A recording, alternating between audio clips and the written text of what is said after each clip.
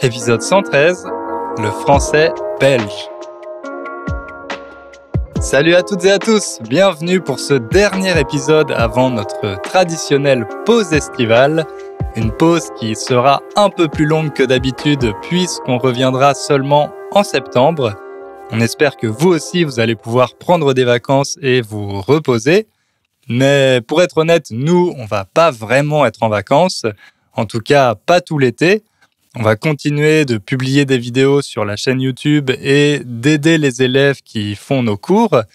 Et on va surtout préparer le nouveau format du podcast. Oui, parce que comme on vous l'a dit avec Ingrid dans le dernier épisode, on veut faire évoluer le podcast. D'ailleurs, je vous rappelle qu'on vous a envoyé un petit sondage, un questionnaire pour partager vos suggestions. Si vous ne l'avez pas reçu, vous pouvez aussi le trouver sur le site. On ne vous en dit pas plus pour le moment, mais vous pouvez vous attendre à quelques surprises pour la rentrée. C'est pour ça qu'on a besoin de faire une pause cet été pour s'organiser et être prêt en septembre. D'ailleurs, si vous voulez profiter de l'été pour faire encore plus de français, les inscriptions pour notre cours avancé sont ouvertes cette semaine. Je vous en ai déjà parlé. C'est un cours qui s'appelle « Raconte ton histoire » et qui est fait pour vous aider à comprendre les conversations à vitesse réelle.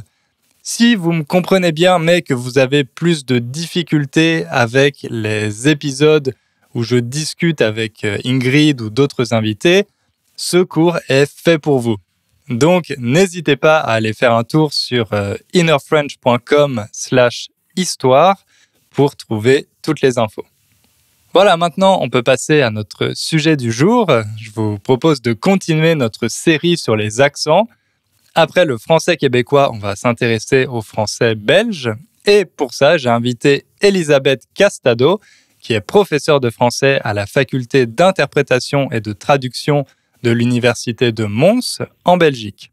Avec Elisabeth, on a discuté de la place du français dans son pays, notamment par rapport aux autres langues officielles, parce que oui, il y a 3 langues officielles en Belgique, mais aussi des différences de prononciation, des belgicismes, les expressions typiquement belges.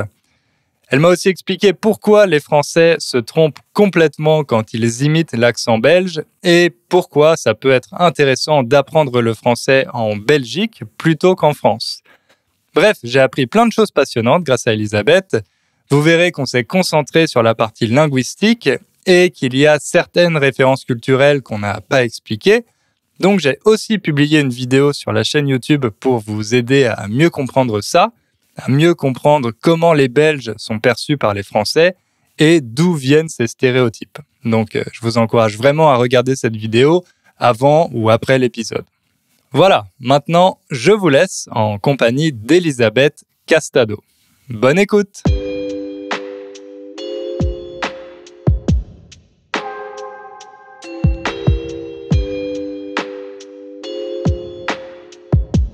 Bonjour Elisabeth.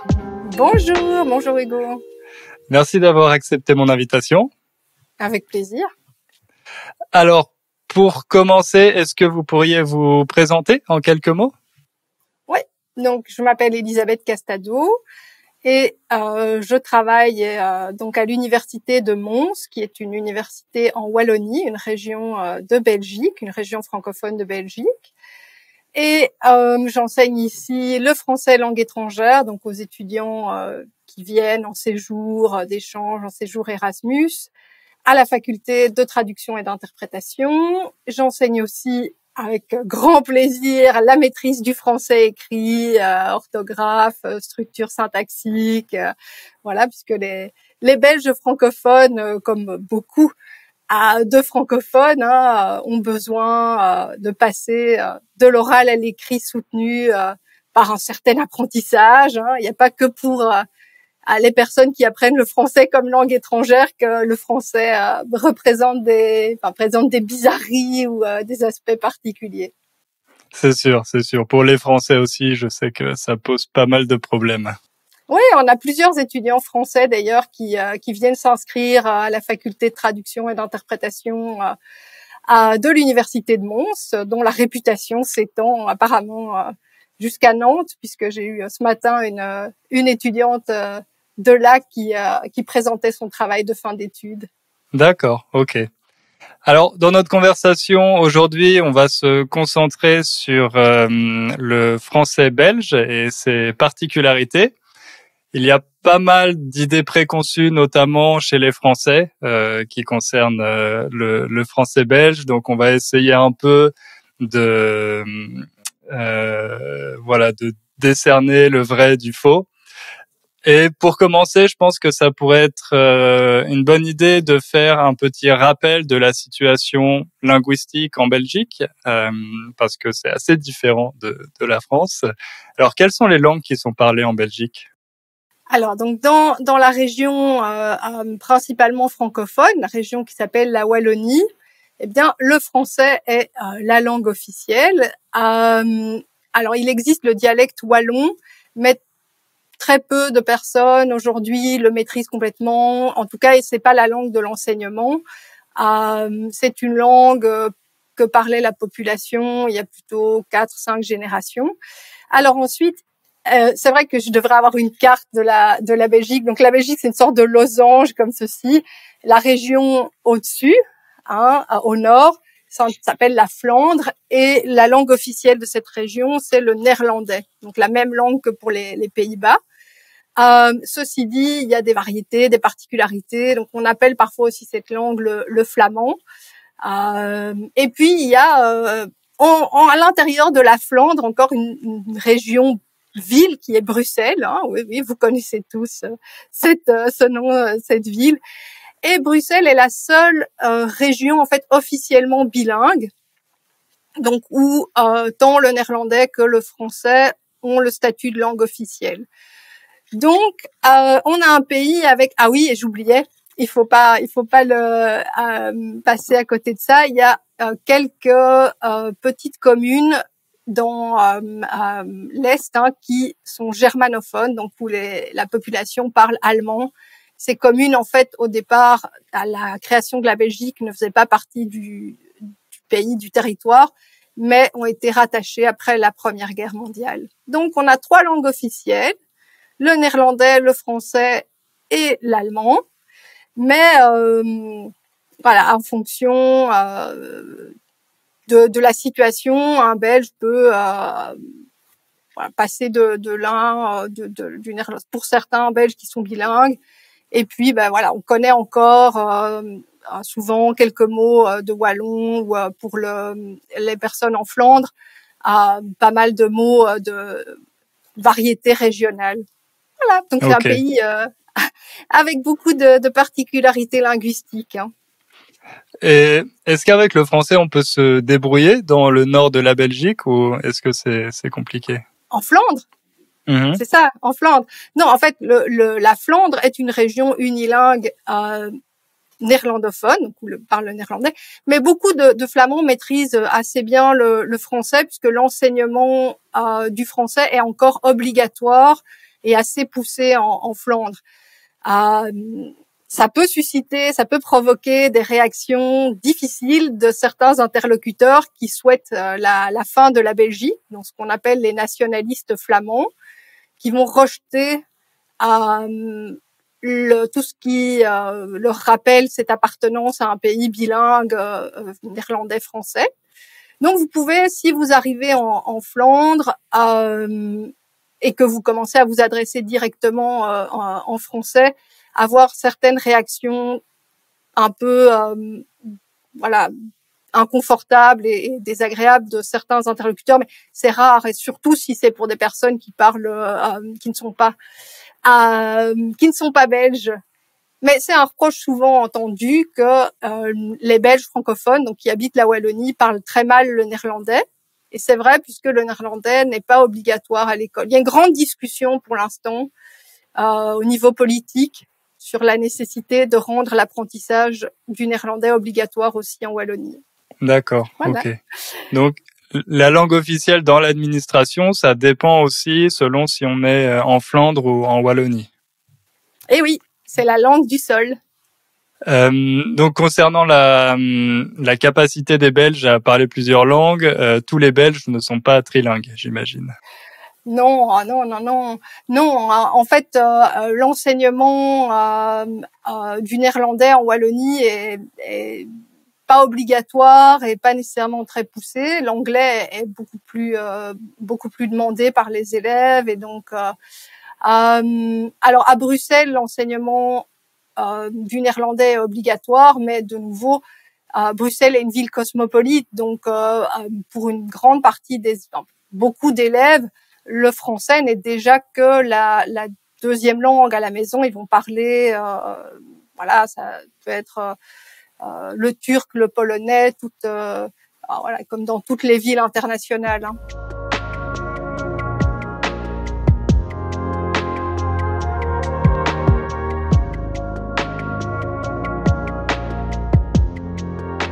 Alors maintenant, on va se concentrer un peu sur la prononciation. En France, on imagine, on croit qu'il y a un accent belge qui a été notamment popularisé par Coluche avec ses sketchs dans les années 80. Alors, est-ce que c'est vrai? Est-ce qu'il existe un accent belge? Alors, c'est un peu plus spécifique que ça. En fait, ce que Coluche montrait dans ses sketchs ou qu'il caricaturait, hein, dont on peut le dire, se moquait, c'est le belge populaire qui, en fait, assez souvent avait pour première langue un dialecte qu'on appelle le bruxellaire, donc qui est un dialecte de la même famille que le flamand, le néerlandais, et pour lequel le français était plutôt une deuxième langue, presque une langue étrangère, hein, même si voilà, beaucoup de personnes parlaient français. Mais décrire les langues en Belgique, c'est aussi parler de rapports politiques, de rapports sociaux, puisque le français, en fait, était la langue de la bourgeoisie, de ceux qui avaient l'argent et le pouvoir. Et donc, seules ces personnes-là apprenaient le français très tôt et le maîtrisaient. Et voilà, les domestiques, les ouvriers avaient plutôt pour langue un dialecte, que ce soit le wallon ou le bruxellaire à Bruxelles. Donc, c'est en fait ce que Coluche montre, hein, c'est quelqu'un dont le français n'est pas la première langue et dont les particularités de prononciation viennent en fait qui a comme un accent étranger en fait, comme un Italien qui parlerait français aurait des particularités. Donc maintenant c'est beaucoup moins le cas. Les élèves wallons qui sont éduqués en français, dont les parents parlent français depuis une, deux, même trois générations, ne vont pas parler avec ces particularités en prononçant de cette manière-là. Mais il reste des traits, des particularités. Par exemple, le O, on va très souvent entendre des Belges francophones prononcer mon vélo. Je ne sais pas si vous l'avez entendu, avec un O qu'on aurait par exemple dans port. Dans port, vous avez un O qui est plus ouvert que dans pot. Donc, là où on prononcerait en français de France, en français standard, vélo, euro, on va entendre vélo et euro. Donc oui, il y a des particularités qui persistent. Ici, évidemment, je travaille avec des étudiants qui se forment à l'interprétation, à la traduction, donc on va leur faire prendre conscience de ça, comme on le fait avec des étudiants qui apprennent le français langue étrangère, mais dans des situations informelles, il n'y a pas de problème, on s'exprime évidemment. Alors, ce qu'on va dire aussi, et ça c'est très courant, on va prononcer le « un » qui s'écrit « un » différemment que le un qui s'écrit IN ou AIN. Donc, on va dire un brin d'herbe, mais un ours brun. Évidemment, c'est ténu, hein, c'est difficile à entendre. Hein. Quand j'essaye d'expliquer à des étudiants non francophones cette différence, ils l'entendent pas vraiment. Mais donc, oui, il y a, mais comme pour le français du Québec, des particularités qui étaient prononcées parler français, en tout cas, voilà, en tout cas du Nord, pas parler du Midi de la France, c'est encore différent.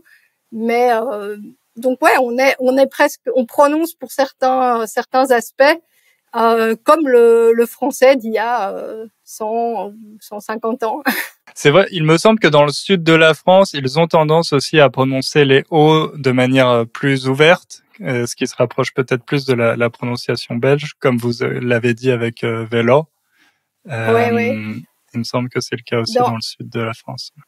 Dans le sud de la France, en fait, tout ce qui normalement, tout ce qui est écrit AU suivi d'une consonne.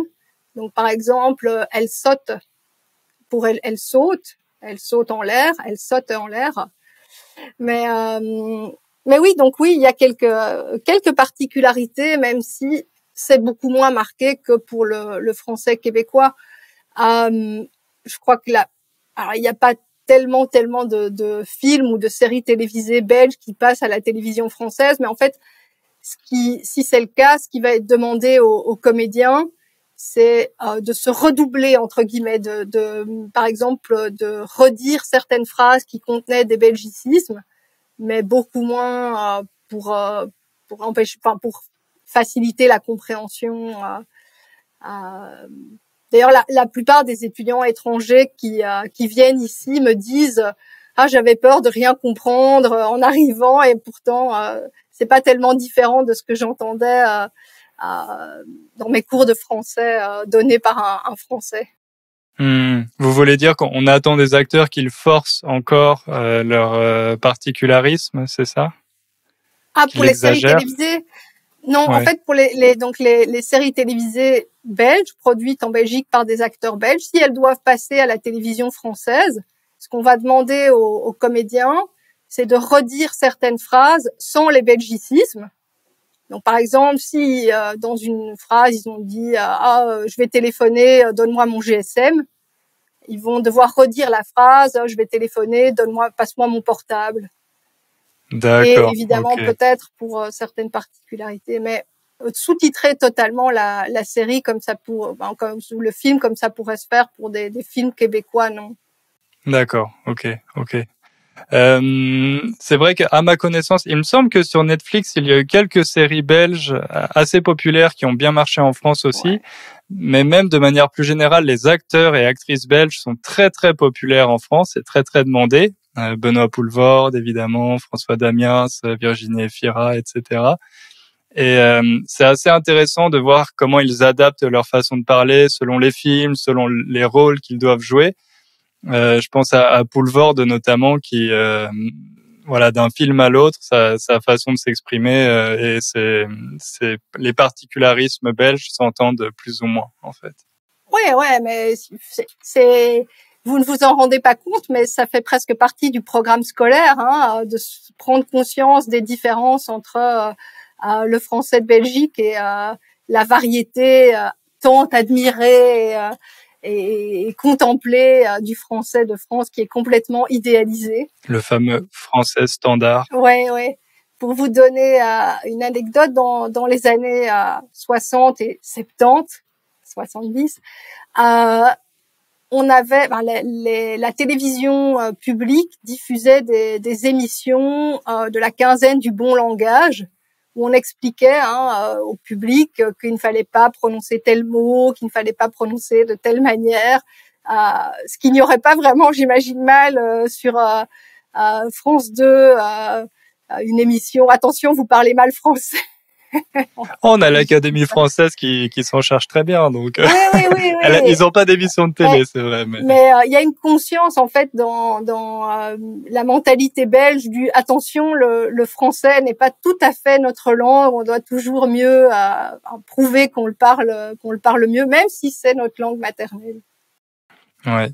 J'ai l'impression que c'est en train de changer justement grâce à ces acteurs et actrices ou des artistes comme Stromae, Angèle, etc. qui revendiquent au contraire leur belgitude entre guillemets. Et maintenant en France, c'est un peu en train de devenir cool justement. Et au lieu de se moquer de ces belgicismes, on a tendance à essayer de se les approprier. Donc c'est intéressant de voir ces évolutions qui sont plus liées finalement à la culture qu'à la linguistique. Oui, oui. Oui, c'est un mouvement aussi assez général dans d'autres grandes aires linguistiques, hein, dans les pays anglophones aussi. Mais oui, ça, la francophonie, pas uniquement avec le Paris comme centre. On essaye d'être Mais un peu moins franco-centré, j'ai l'impression. ouais. Bah, en tout cas, en Belgique, il y a un petit retour effectivement à je veux pas dire une fierté parce que fier d'être belge c'est très compliqué, mais une acceptation de soi au lieu d'avoir ce regard totalement admiratif par rapport à la France. Oui, et des belgicismes, mais en fait, ce serait pas possible d'empêcher de supprimer tous les belgicismes de la manière dont les Belges parlent français, puisque si on prend, bon là j'en ai pris un, il y a d'autres versions de dictionnaire des belgicismes, il y en a, Wow, il y en a, c'est assez épais. Oui. Donc on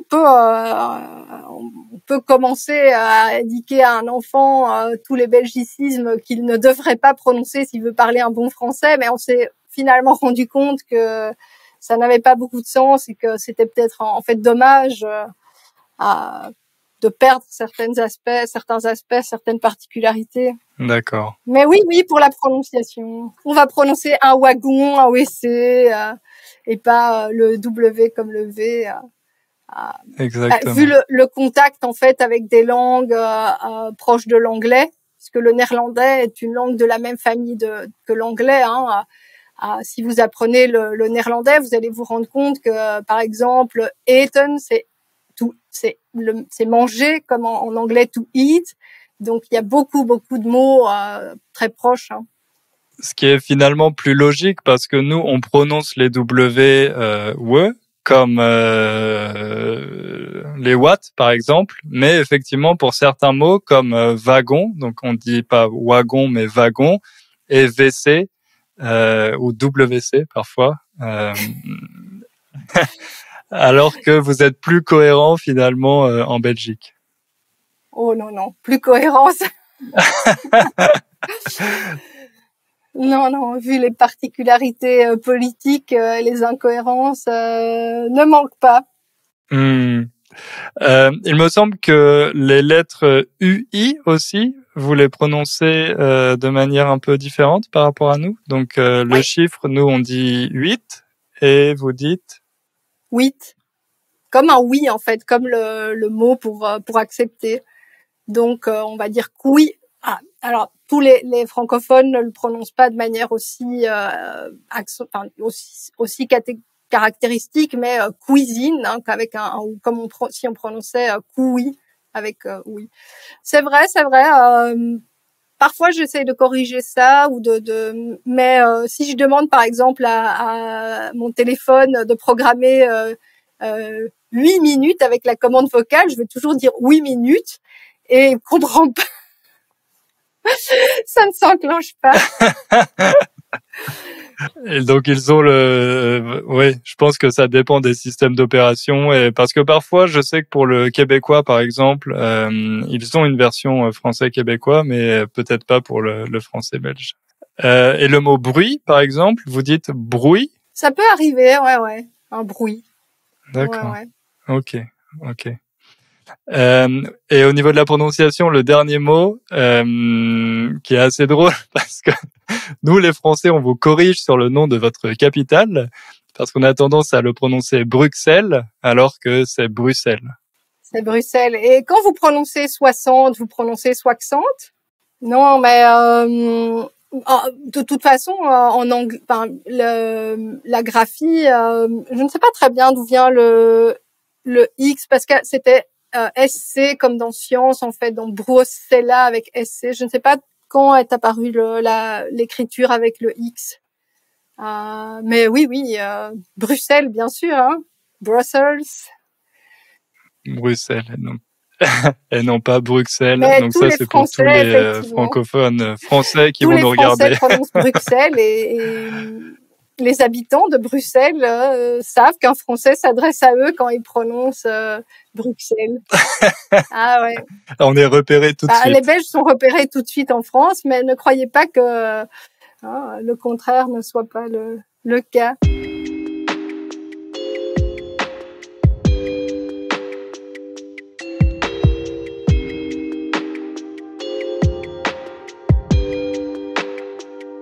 Donc on va passer peut-être à la partie lexique et on va parler un peu des belgicismes. Et pour commencer, on l'a abordé rapidement, mais est-ce que vous pourriez nous en dire plus sur ce qu'on appelle le parler bruxellois? En fait, comme donc le bruxellaire, c'était un dialecte, c'est toujours, il y a très très peu, mais encore quelques personnes qui parlent assez couramment le bruxellaire. C'est un dialecte, c'est un type de langue de la même famille que le néerlandais. Donc la famille des langues, néerlandais, anglais, allemand, on appelle ça des langues germaniques. Et se parler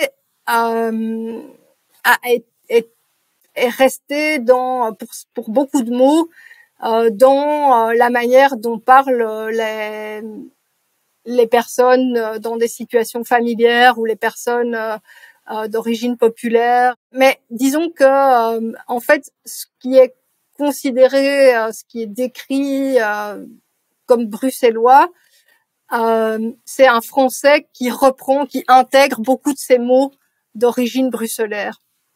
Donc beaucoup de mots que les Bruxellois dans des situations familières, populaires utilisent sont en fait des mots de cette langue, puisque c'est une langue.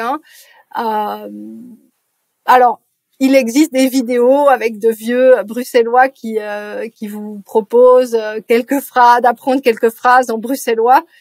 Et alors, moi, je suis née à Bruxelles, mais je ne parle pas du tout le bruxellois, mais je connais très très bien les mots qui sont couramment repris dans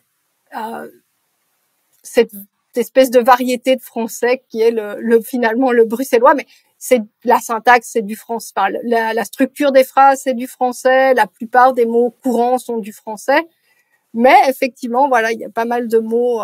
C'est ça qu'on va retrouver dans des films où on vous présente, dans lesquels apparaît un personnage de bruxellois authentique. Mais c'est un type de personnage. Je suis tout autant une bruxelloise authentique, puisque je suis née là et j'habite à Bruxelles. Mais si vous avez un extrait d'un film dans lequel il montre bien que le personnage essaye d'apprendre à une femme étrangère à se faire passer pour une Belge, mais il dit attention, si tu es plutôt de tel quartier de Bruxelles, tu dois parler comme ça. Bruxelles est une ville comme Paris avec des quartiers différents, des catégories sociales différentes.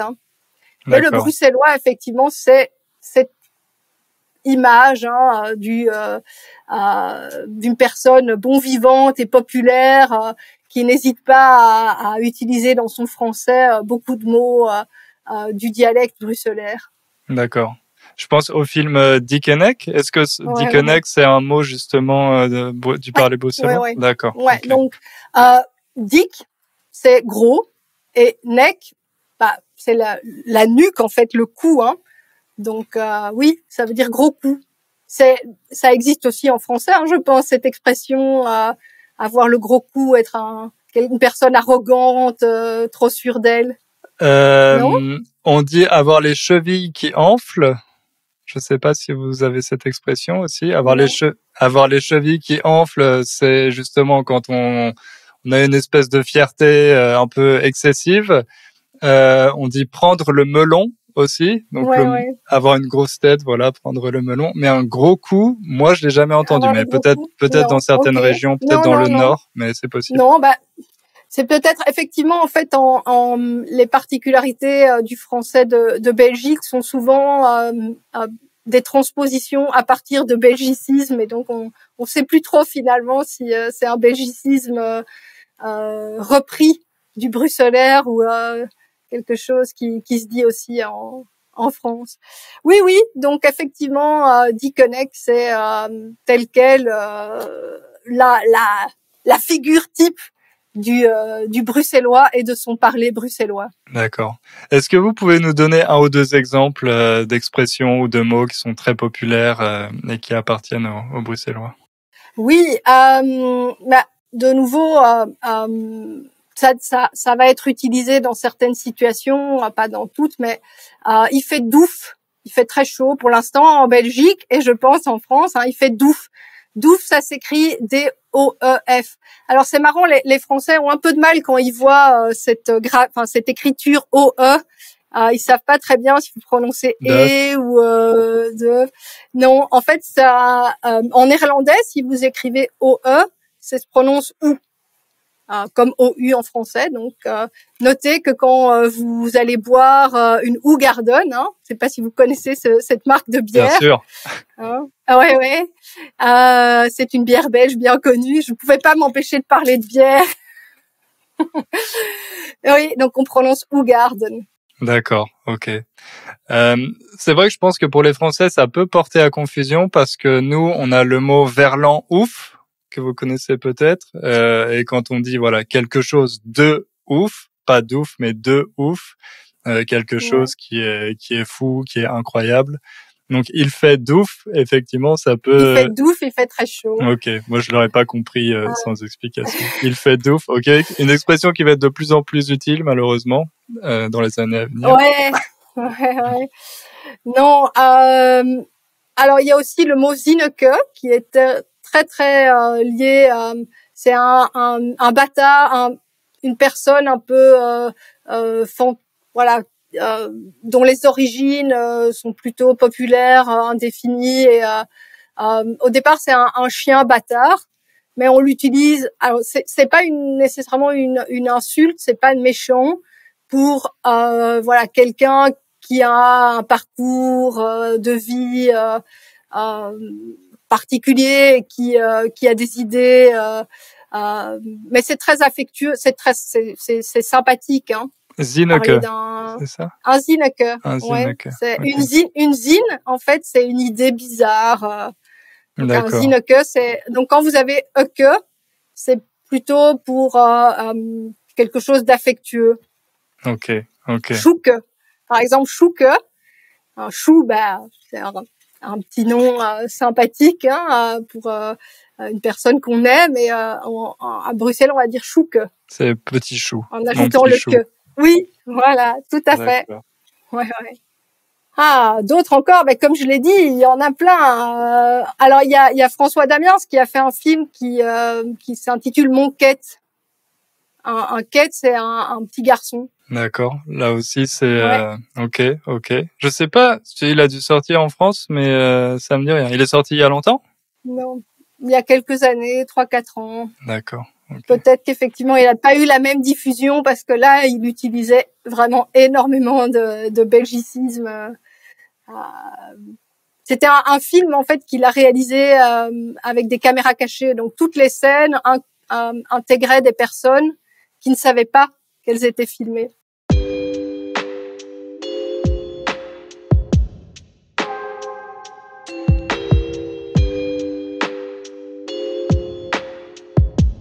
Maintenant, je vais partager quelques expressions qui, selon nous, les Français, sont belges, et vous allez nous dire si oui ou non elles le sont. Alors, pour commencer, je ne suis qu'un témoin. Oui. Je n'ai pas comme je l'ai dit, moi, je suis de Bruxelles, mais après, dans d'autres villes, à Liège, à Namur, à Spa, les gens vont peut-être avoir d'autres manières de le dire. C'est vrai. Moi aussi, je suis souvent surpris dans mes vidéos, justement, parce que, par exemple, dans la vidéo que j'avais faite avec Geneviève sur le français québécois, par moment, je disais ah non, ça on le dit pas du tout en France, et ensuite dans les commentaires, des personnes du Nord, par exemple, me disaient ah si, chez nous on dit comme ça, etc. Donc c'est vrai que voilà. Oui, nous on a très bien compris la carabistouille d'Emmanuel Macron quand il avait le débat avec Marine Le Pen qui lui disait vous dites des carabistouilles. En Belgique, Il y a même un jeu qui s'appelait Carabistouille. D'accord, ok.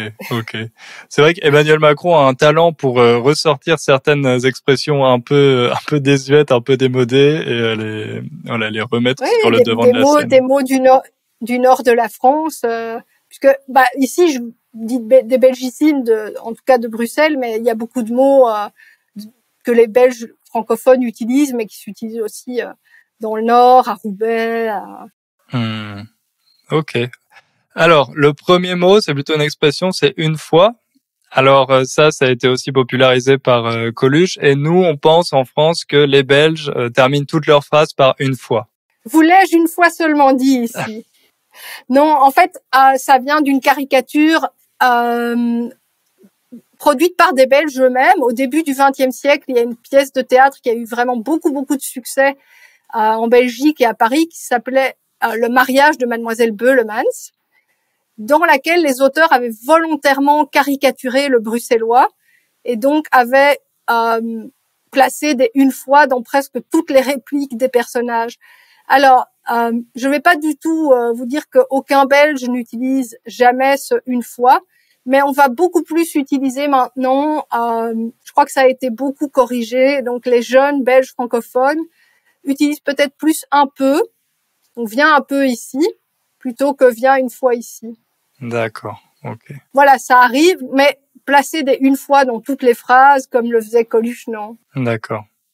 Ensuite, vous l'avez déjà dit, mais 70 et 90, donc ça, par contre, c'est bien utilisé en Belgique. C'est tellement plus pratique que 70, non? C'est sûr. Mais vous avez 80 quand même. Oui, on est resté à mi-chemin. 80, voilà, c'était une seule multiplication, ça. Mais 70, non. Et alors 90? Oui, ça pour les étudiants. Multiplication plus. Pour les apprenants de français langue étrangère, c'est vraiment le boss final. Le 99. Ensuite, l'expression « il drache ». Eh oui. De nouveau, dans une situation formelle, si je dois m'adresser à mon supérieur hiérarchique et que je ne veux pas lui dire « qu'est-ce qu'il drache ?» mais dans un contexte familier, oui, bien sûr. Et qu'est-ce que ça veut dire? Même à la télévision, on parle il pleut beaucoup. On parle souvent, lorsqu'il pleut le jour de la fête nationale, le 21 juillet, les médias vont parler de la drache nationale. D'accord, ok. Mais ça se perd un peu, effectivement, avec le réchauffement climatique. On a eu moins de drache nationale ces dernières années. Parce qu'il fait douf. Et ouais. Et dans le nord de la France, on utilise aussi il drache, il me semble. Donc voilà, les frontières administratives ne correspondent pas aux frontières linguistiques. Non. Ensuite, une chic. Qu'est-ce que c'est une chic? Ça va être... Si vous regardez un petit film, une petite vidéo produite par les autorités belges francophones, un film parodique, en fait, une chic, ça va dépendre. À Bruxelles, c'est du chewing-gum, si je peux utiliser un anglicisme. Mais à Liège, ça va être une sucrerie. Alors, je sais pas si vous utilisez en France, vous allez dire bon bec peut-être, un bonbon. Un bon bec. Un bon bec, on n'utilise pas du tout ça. Je ne donnerai jamais de bon bec à mes enfants, tout simplement parce que je vois pas. Enfin, je ne sais pas si je demande dans un magasin en Belgique, on va jamais me dire ah oui c'est par là. Des bonbons à Bruxelles et à Liège. Donc Liège c'est une ville qui se trouve à la frontière des Pays-Bas, près de la frontière des Pays-Bas et de l'Allemagne. Là, une chic, oui, un bon bec. Okay. Mais donc, effectivement, dans la vidéo, je sais pas si je peux vous mettre des liens après vers... Si, bien sûr. C'est un Liégeois et un Bruxellois qui discutent. Et en fait, ils n'arrivent pas à se comprendre. Ils se disputent un petit peu, justement, parce que les belgicismes qu'ils utilisent ne sont pas les mêmes. C'est comme avec une poche en France, ou dans le sud-ouest, une poche, c'est un sac plastique pour faire les courses, alors que dans le reste de la France, c'est simplement les poches d'un pantalon, par exemple. Ouais. Ensuite, l'expression « je te dis quoi ». Je te dis Oui. quoi? Dans quel Ouais. contexte vous l'utilisez? Alors, quand on ne sait pas encore donner, on n'a pas encore de réponse à donner. Par exemple, quand est-ce qu'on pourrait se voir? Attends, je dois d'abord savoir quand sera fixée cette réunion, et puis après je te dis quoi. D'accord. Donc c'est pour dire, pour l'instant je peux pas te donner de réponse, mais bientôt on va discuter de ça et on fixera, on aura une réponse. Et vous l'utilisez à la forme oui. interrogative aussi? Est-ce que vous dites tu me dis quoi, par exemple? Oui, bien sûr. D'accord. C'est tellement pratique. C'est sûr. Mais c'est amusant parce que c'est une structure en fait pour laquelle j'avais pas conscience que c'était un belgicisme. En fait, à l'école, on va plutôt corriger des belgicismes lexicaux du type draché ou qu'est-ce qu'on avait d'autre qu'on corrigeait beaucoup? Oui, Brol par exemple, que la chanteuse Angèle a utilisé comme titre de son premier album, mais on corrige pas beaucoup les structures syntaxiques ou les expressions. Et donc c'est un étudiant étranger qui m'a dit en fait qu'est-ce que ça veut dire je te dis quoi? Il me dit t'as pas appris ça et c'est là que je me suis rendu compte que en France ça ne se disait pas. Ouais, parce que c'est plus utilisé à l'oral aussi, j'imagine, donc vous le voyez rarement. On va peut-être dans un mail informel, je te dis quoi, mais non, effectivement, ça s'emploie pas à l'écrit. D'accord. C'est pratique comme ça. Très pratique, effectivement. Plutôt que je reviens vers vous avec une réponse. Ouais. Ou de manière plus informelle, je pense qu'on dirait je te dis ça. Nous, on dirait je te dis ça. Ouais. Je te dis ça plus tard. Quand on quitte quelqu'un, qu'on va revoir un peu plus tard, en français, on dit à tout à l'heure.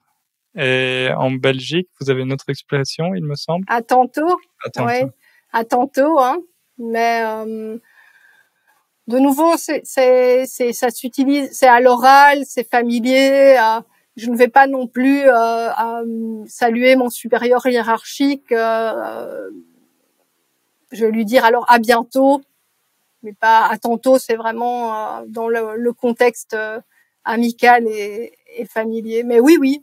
D'accord. Et à tantôt, ça peut être pour à demain aussi, parce que en français, en France, à tout à l'heure, c'est forcément quand on va revoir la personne le même jour. Oui. À tantôt, c'est pour le même jour, oui. D'accord, ok.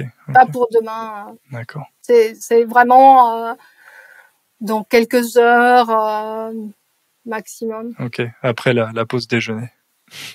Ouais. Ok. Ouais. Et ensuite, il me semble que vous... Après l'heure de table en Belgique. L'heure de table pour le déjeuner? Ouais. D'accord. La pause déjeuner, l'heure de table. Et on a aussi, comme au Québec, le déjeuner pour le premier repas de la journée. Et puis le dîner pour le repas de midi. Mais voilà, de nouveau, c'est un peu plus archaïque. Les jeunes vont plutôt utiliser un anglicisme, le lunch. D'accord. L'heure de table, c'est dans un contexte professionnel, en fait. En famille, on prend pas une heure de table. Hein. Ok. Oui, c'est vraiment une pause déjeuner. C'est ouais. Okay. Et le soir, c'est le souper, du coup? Ouais. D'accord. Parfois le dîner aussi. Ok. Il n'y a pas de différence très stricte. Ok. Et le dernier point, j'ai lu que parfois vous utilisez pouvoir à la place de savoir ou savoir à la place de pouvoir. Est-ce que vous pouvez m'expliquer ça? Ouais. En fait, donc en français, on va utiliser savoir pour une maîtrise ou une connaissance qu'on a acquise, pour laquelle il y a eu un apprentissage. Et pouvoir, voilà, quand on a une possibilité, une capacité immédiate. Mais en Belgique, cette distinction parfois, et donc on peut avoir une situation où la porte est fermée à clé et on va dire on ne sait pas entrer. Au lieu d'on ne peut pas pourtant, entrer. il faut pas d'apprentissage pour ouvrir une porte. Et donc la nuance entre les deux verbes quand ils sont suivis d'un infinitif, donc d'un verbe pas conjugué, n'est pas très nette. Mais bien sûr, on va pas utiliser savoir et pouvoir s'ils sont pas suivis d'un infinitif en les confondant. Vous n'allez pas dire je peux pas à la place de je sais pas, par exemple. Non.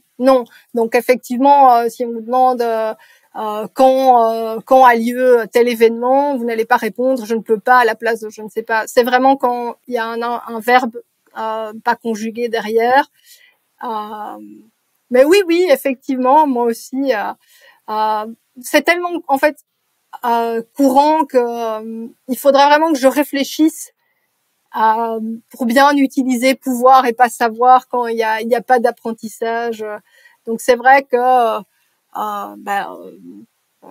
je ne sais pas entrer, la porte est fermée.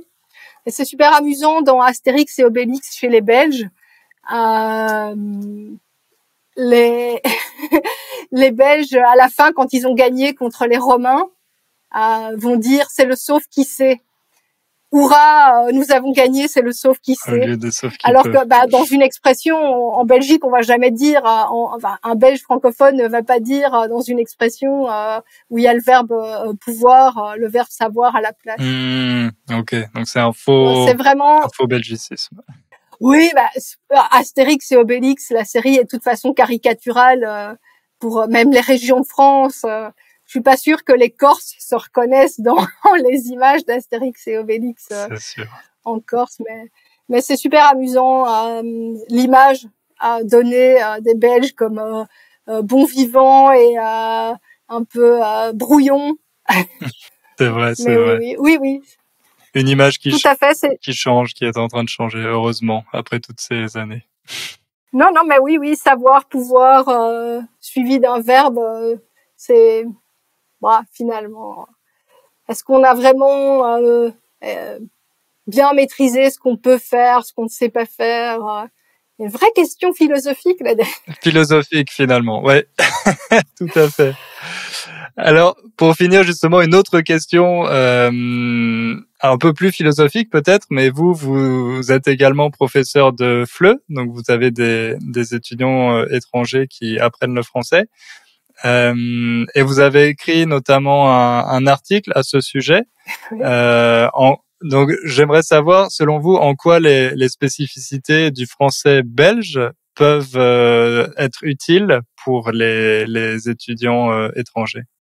Les étudiants auxquels je donne cours, ils sont en Belgique, donc ils ont pas mal besoin en fait de pouvoir connaître ces particularités si ils ont vraiment envie d'entrer en contact avec des étudiants belges.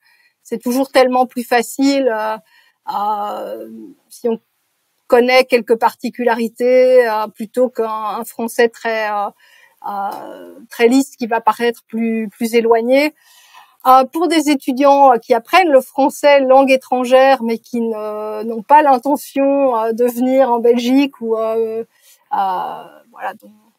c'est pas le projet immédiat, ça peut toujours en fait c'est peut-être une manière de découvrir aussi un français qui est très influencé par d'autres langues, donc qui va paraître plus lié à une diversité linguistique avec lequel ce sera peut-être possible de faire des liens aussi pour les étudiants dont la langue est une langue pas comme l'espagnol ou l'italien qui sont très proches du français. Oui, c'est de nouveau une image peut-être un peu cliché, mais quelque chose de très créatif, de très inventif dans les structures, dans les mots utilisés. Découvrir peut-être un rapport à la langue française qui justement est celui de francophones qui vivent dans l'idée que le français n'est pas une évidence, ne va pas de soi.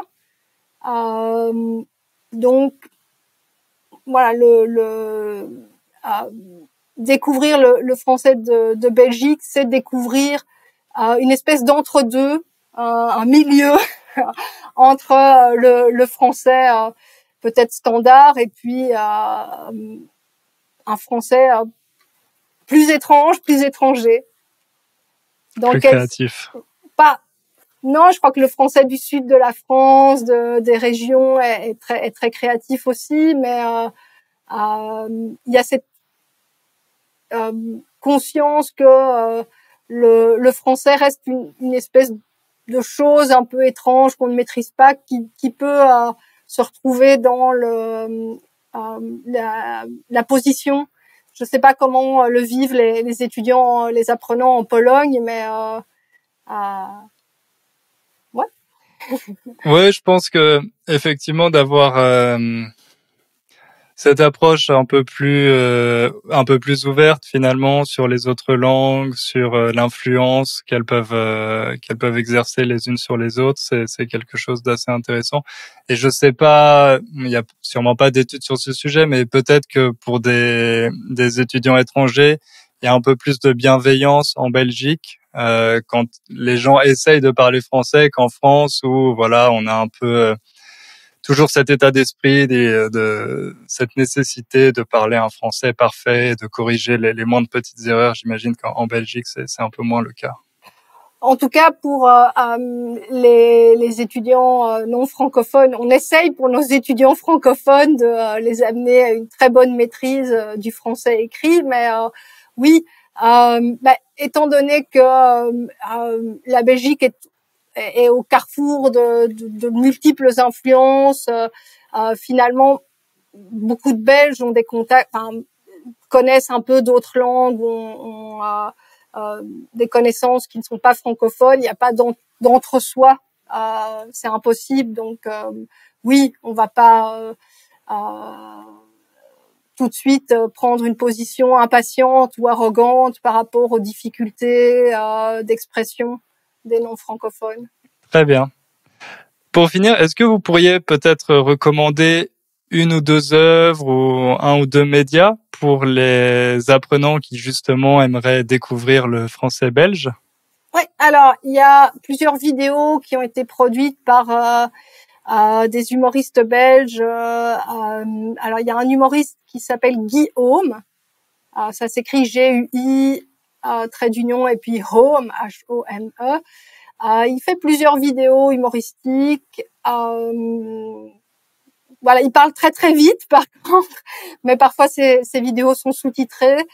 Il y a aussi une série de vidéos qui s'appelle La Minute Belge, faite par deux humoristes à partir au départ ils ont aussi produit une bande dessinée. Donc ils expliquent l'origine de plusieurs belgicismes de manière très humoristique et avec des petits dessins. Donc La Minute Belge.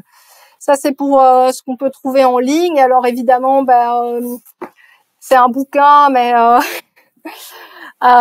c'est le guide ultime de la belgitude. Alors ça, je devrais inverser parce que là, vous n'allez pas le lire, de Philippe Jonion. Et voilà, il commente tous les belgicismes, les plaisirs culinaires, parce que c'est vrai qu'on n'en a pas beaucoup parlé, mais beaucoup de mots de belgicisme sont liés à une spécificité gastronomique, des mots pour désigner des sucreries qui n'existent qu'en Belgique. Et pour voilà des livres éventuellement, toujours certains livres d'Amélie Nothomb, une grande écrivaine belge francophone.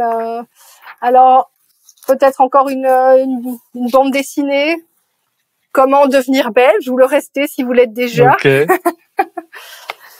De Gilles Dalle et Fred Janin. Mais oui, des vidéos d'humoristes belges, il y en a pas mal. Ils ont tendance à parler assez vite, mais beaucoup d'humoristes français parlent très très vite aussi. Donc, C'est sûr, c'est sûr. Peut-être qu'avec les bandes dessinées, justement, ça peut être une bonne porte d'entrée. Donc, évidemment, on mettra toutes les références dans la transcription et sur le site internet.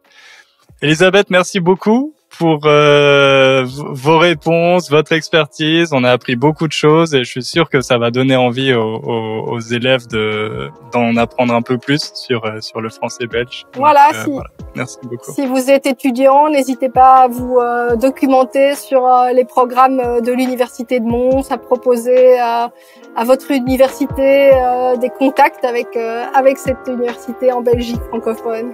Merci beaucoup. Merci à vous. Au revoir. Bonne fin de journée. Au revoir.